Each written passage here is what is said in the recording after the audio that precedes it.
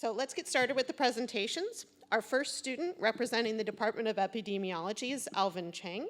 His talk is titled, Using Climate Change to Our Advantage. Come on up.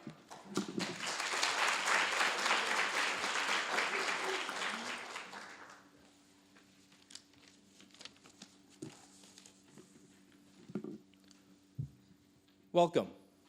Thank you all for coming out tonight, and thank you so much to Deborah Breslow and Molina Healthcare for this opportunity.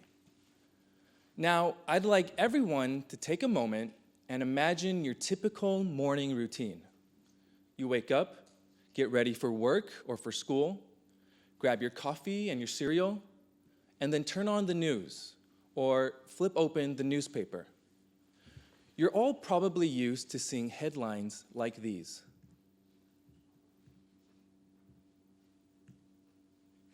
You see all the negative and depressing events that have occurred. Since most of us in this room are immersed in public health, we've likely become accustomed to seeing headlines such as these. We have heard a lot about the negative impacts of climate change. Increasing temperatures and heat-related illnesses and deaths, glacial melting, and rising sea levels putting wildlife at risk. And we have heard about these negative impacts for a long time now. Climate change is not a new phenomenon. It has been around for centuries. And the trend of climate change has progressed with increase in burning fossil fuels for energy and the massive increases in the total human population. Within this period of recognizing the dangers of climate change, a lot has been done to prevent and even reverse some of the damages. There has been considerable interest in finding alternative energy sources, such as wind and solar power, which I believe is absolutely critical. Investing in clean and renewable energy is a key component in addressing climate change, as well as in leading countries to becoming more energy efficient and energy independent. So while we have done a lot to fight climate change, what we haven't done is adapt to it. We have seen and heard about all of the threats, but what about the benefits?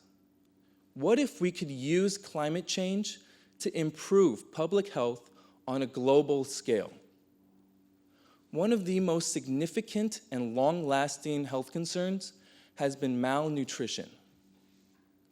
Around the world, about 800 million people are chronically malnourished, which means that 1 in every 9 people go to bed hungry each night. In 2015 alone, hunger killed more people than AIDS, malaria, and tuberculosis combined. But what if we could use climate change to combat hunger and possibly bring it to an end? There has actually been an increase in the amount of usable land for agriculture as a result of global warming. The length of growing seasons has also increased, such that farmers who are typically only able to harvest once a year can now do so twice a year. Increasing levels of carbon dioxide in the atmosphere have also allowed plants to grow larger and more robust. We can take advantage of all of these effects to provide desperately needed food to the undernourished populations. We can use one public health crisis to solve another public health crisis. And I am sure that there are other advantages that we haven't even begun to explore. While climate change is a key public health concern that absolutely needs to be addressed, we should not be blind to the advantages and opportunities that it presents. Climate change will inevitably continue on for many, many years, and we should adapt and make use of its effects so that one day we can wake up and see headlines like this. Thank you.